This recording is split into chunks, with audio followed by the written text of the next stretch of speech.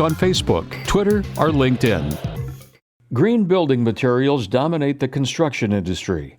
The Green Building Standard includes site sustainability, water and energy efficiency, environmental quality, and atmosphere impact.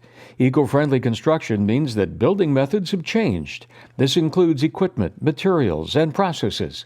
As the interest in protecting the environment grows, so does the workforce. At the foundation of green construction are the heavy equipment operators because they are essential to the process. Operating engineers literally clear the way for a better future. This is the Sustainable Life podcast series by The Open Source. During this episode, Bonita Cornute talks to IUOE 513 Training Center Administrator Dan Bottoms about their Department of Labor certified Earn While You Learn apprentice program. I'm your host, Bonita Cornute, in partnership with the Labor Tribune. After this message, I'll introduce you to Dan Bottoms. He has a great opportunity for anyone looking for a good job. You are listening to The Open Source.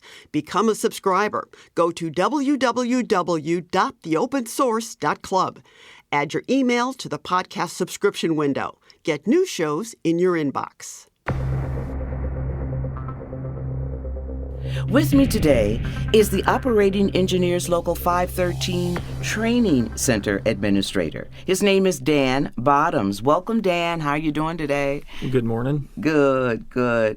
You know, we've learned that for more than 3 decades, you have worked as a heavy equipment operator. You have helped construct notable projects such as the Edward Jones Dome, now known as the Americas Center. You've also worked on the Melvin Price Lock and Dam. 4 generations of your family have been heavy equipment operators. Your grandfather, father, and now your son. Well, Dan, that sounds like a true family legacy. We welcome you today to talk about what it is that you do and what opportunities might be available for people considering this as a career. As I mentioned in the opening, you know, there are people who are out here struggling. They just don't have enough money to make ends meet. Can you tell me what the Operating Engineers Local 513 has to offer someone who's looking for a really good job? What do you have to offer them? An operating engineer makes a good wage, very good benefits. We are a union. It's like a family when you get into the union. Just the wages, the benefits. It sounds like there's an opportunity for growth, but tell us exactly what is it that an operating engineer does?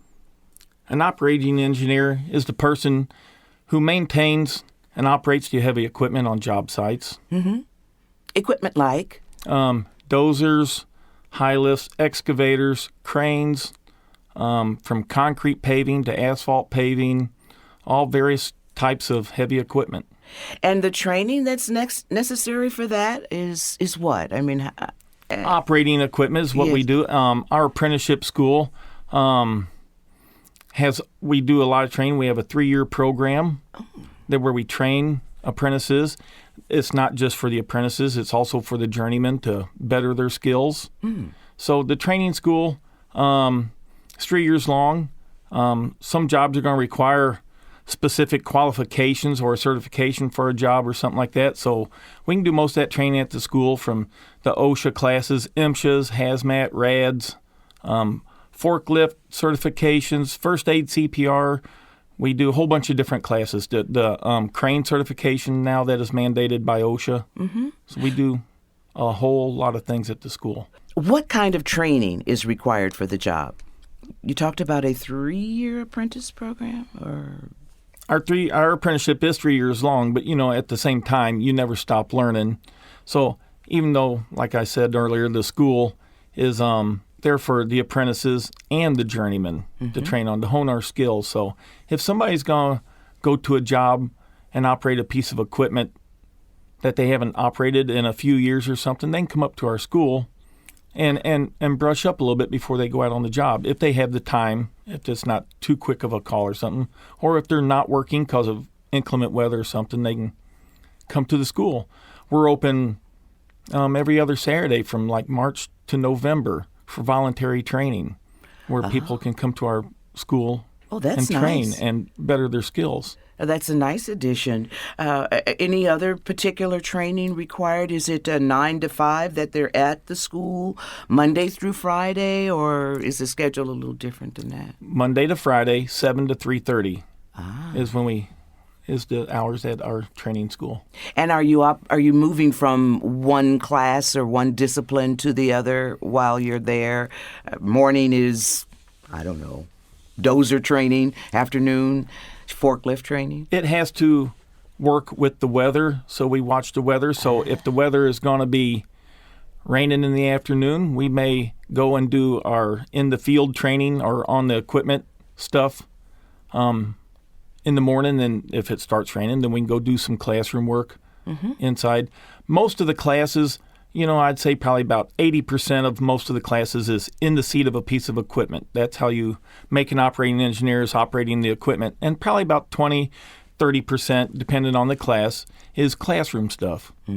We got over 50 pieces of equipment at the school to train on. So there's a variety and an opportunity to touch each one of those, I suppose, at some point. And through the 3 years, hopefully they get training on probably everything up there. Good. At some point. Now, some of them are, we may have, we got like 9 rubber-tired backhoes. So while they're similar, some are a little bit different controls, but. Got it. That's interesting. I was watching Spire workers operate their equipment in front of my house.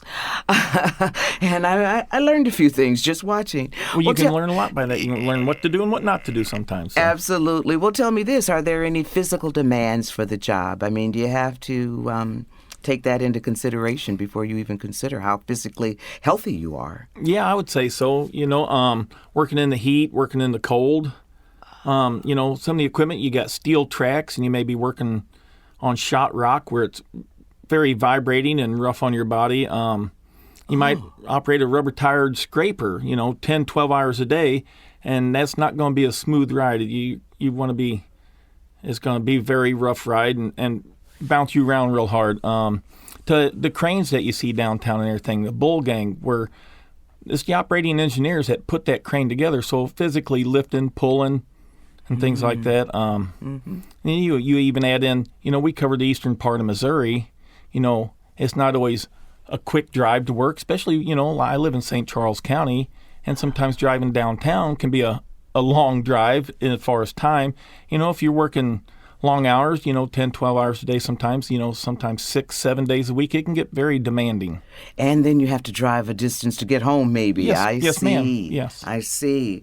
One of the things you said, a scraper, is that the thing that scrapes concrete up on a... No? Okay. It's an earth mover, and, I'd say most of them have 2 engines. There's different kinds. There's tractors and pans. Okay. And there's scrapers where they have 2 engines, and they'll go along. And on a job, you'll have, like when they say they're grading out for a subdivision or a road, to get it flat or flatter where they need to do it, you take the high spots, cut the high spots off, and fill in the low spots. So they move earth from one spot to another to get it graded out to where they need it. Interesting. Well, tell me, how closely does the operating engineer work with the rest of the construction team?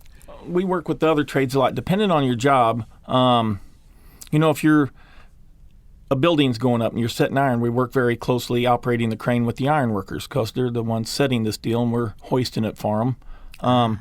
Pouring concrete or something, if you're pouring concrete with the crane, you're going to be working with the iron workers with the rebar that goes in there. The carpenters set the forms, the laborers pour the concrete, the cement finishers finish it. So, even doing sewer work, you're working with other crafts, maybe plumbers, laborers and stuff. Most jobs, or a lot of jobs, we are servicing other trades for what they need to do. If they need a hole or an excavation dug, we take care of that. If it's with a crane, we're doing the hoisting for them. So it's teamwork. A lot of, yes. Basically, yes. that is indeed what it sounds like. like. A little communication skills doesn't hurt a little bit working with other people. Absolutely. Yes. You have to communicate clearly so no one gets hurt. Yes, ma'am. Or you don't mess up the job. Well, great information. After this message, though, we're going to come back and talk about your apprentice program. You are listening to The Open Source. Become a subscriber. Go to www.theopensource.club. Add your email to the podcast subscription window. Get new shows in your inbox. Dan, you had the Operating Engineers Local 513 Apprentice Program. Can you give me a little information about the school? Basically, how much does the Apprentice Program cost? Well, a big overview, our training facility is in Silex, Missouri, which is about 12 miles, 15 miles north of Troy, Missouri on Highway 61. Mm-hmm. We got 240 acres of land to train on. Our main building, which is probably about 13,000 square foot, we have the administration offices, 3 classrooms with up-to-date equipment for training. We do have housing. We cover the eastern part of Missouri, so we have housing for students. We have a dining facility, and that can accommodate up to 48 people. Wow. We got a 8,400 square foot shop to fix the equipment because it does break. Uh-huh. The shop is used for training. We're there to operate the equipment, but the apprentices also will work on some of the equipment when they need to. We also have a shop or a classroom in the shop that can seat 50 people. In 2003, there's also a 300 by 160 foot building for training during inclement weather. We can, when it's too rainy or too muddy to be outside on a lot of the equipment that we have at school, we can train indoors. There's over 50 pieces of equipment to train on. And to train the students, we have 7 certified instructors. We have a mechanic, an on-the-job trainer for helping apprentices in the field. Mm-hmm. Given what you've described, that's like a little city within, it sounds as if you all have created sort of a little city there for your trainees. There's a $100 fee, I understand, for someone coming into the program. Yes, at the point when you decide, after you've signed up, which is free, to sign up for the program, when you come up on the one-day meeting, when we explain more about, there is an administrative fee, and that will pay for administrative of the 6th grade math test that we do. That's one of the requirements of the program, a drug test, and just administrative fees to take care of that day. The cost is what to someone who's interested in coming into the program? It costs nothing to apply, but there is going to be a $100 registration fee at the beginning of pre-apprenticeship, and that will cover the administration of a basic math test and a drug test. So, you mean other than paying that $100 non-refundable fee and quarterly union dues, the apprentice program is free? It is free. The housing is free. The dining is free if you choose to stay there. We always have lunch for everybody that's training there. Not everybody chooses to stay there. And our union dues are monthly union dues of $26.25. Wow. Dan, can you tell me a little about the length of the apprentice program and what is taught? Our apprenticeship program is 3 years long. As a first-year apprentice, you're going to get a 10-hour OSHA certification, forklift certification, aerial and scissor lift certification, 40-hour hazmat and RAD 2 certification. And then there's also going to be a 3-week crane and CDL training and 2 weeks of skid loader training. And that's all in your first year. As a second-year apprentice, you will do 3 weeks of scraper training along at some other time, not back-to-back. Then you come back for 2 weeks of grading training, just general grading from the dozers, the high lifts, the excavators, just grading training, running dirt equipment. Third-year apprentices are going to do 3 weeks of backhoe training, a pretty extensive test on a backhoe. Along with the 2-week review. As a third-year apprentice, you're getting closer to graduating, so we try to take students that have been maybe primarily employed as an apprentice operating cranes, get them around some more of the grading stuff, and the ones that's been around grading, trying to get them to stuff to better equip them to go make a living for themselves after they graduate. And apprentices are paid while they learn, right? When they are on the job, you do not make any money while at school, but the good thing about an apprenticeship program is you earn while you learn. After you do some training, you will get on our out-of-work list and get sent to a job, and then you can earn a living while you learn our trade on an actual job site. I see. And a first-year apprentice makes 55% of journeyman pay, which is over $18 an hour. But the good thing is, young people don't understand this, they get full benefits. So while they're at 55% of journeyman pay on your check, they earn 100% benefits as far as their health and welfare, their pension, their annuity. Well, that sounds nice. I mean, really, that's a good way to start, to Yes. begin a life and a career, a perfect start for someone. It's not always easy, but an operating engineer makes good money when they work. Now, this spring and the beginning of the summer has been very wet, so that has held it back a little bit because, inclement weather has an effect on our earning potential and everything, Sure. but that work will still be there if it started, and so you may work a whole lot more when it dries up. Gotcha. So, You're always like that.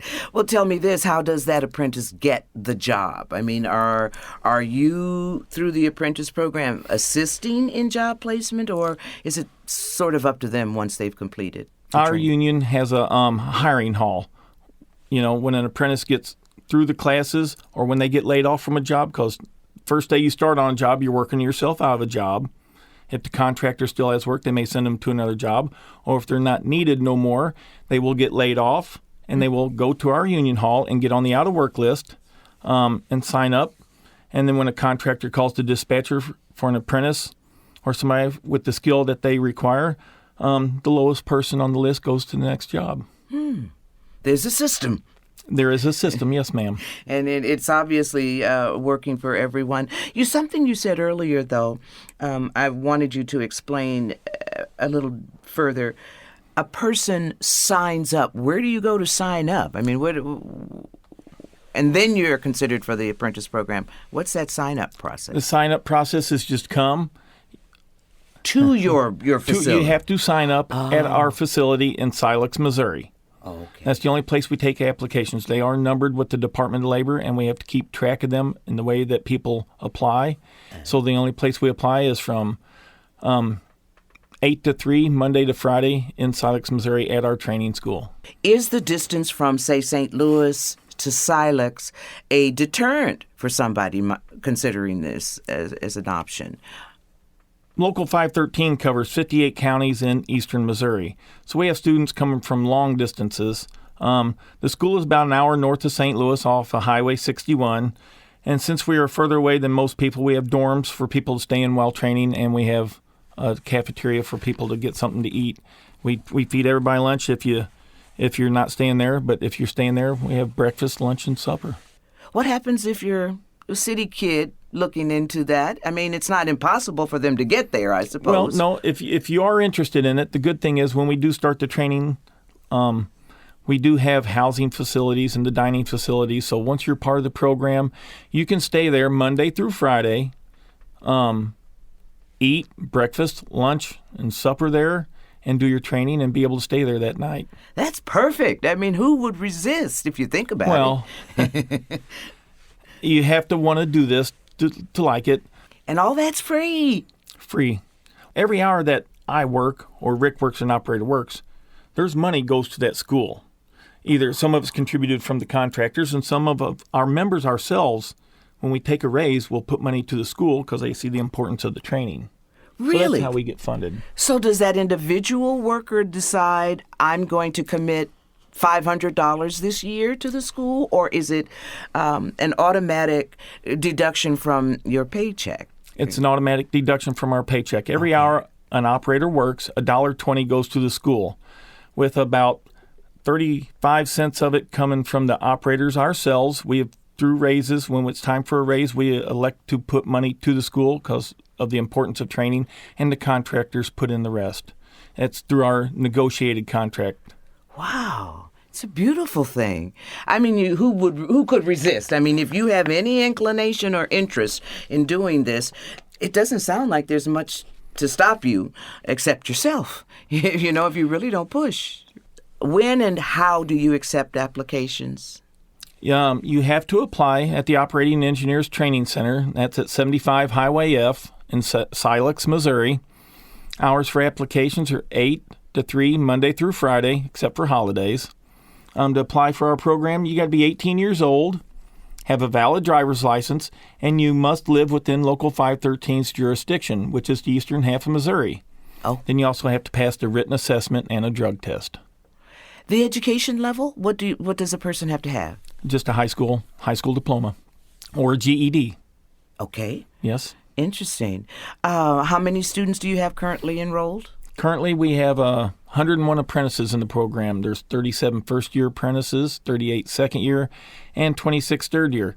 There's also 30 more that are pretty far along on the process to becoming part of the program. Wow. Good numbers. Well, tell me this. Women, do you have an outreach program for women by chance? Not just women. We outreach to everyone. Doesn't matter if you're male, female, if you're black, white, purple, green. It don't matter to us. If you think this is the career path you want to follow, come to the school and apply. We outreach many places in eastern Missouri, from high schools to trade schools. Any place that sends us an invitation to a job fair, career fair, we go. Rick Hickerson is our on-the-job trainer and does 90% of this. If he's busy, we have 2 places to be at one time. One of our instructors will go and do outreach to let people know of the opportunities that are out there. We also work with programs like BUD and MOCAN, and these are programs that introduce minorities and females, underemployed, unemployed people to the trades. Mm-hmm. Do you have women currently working as operating engineers? Yes, we do. Yes. Beautiful. Journeymen? Journeymen and apprentices.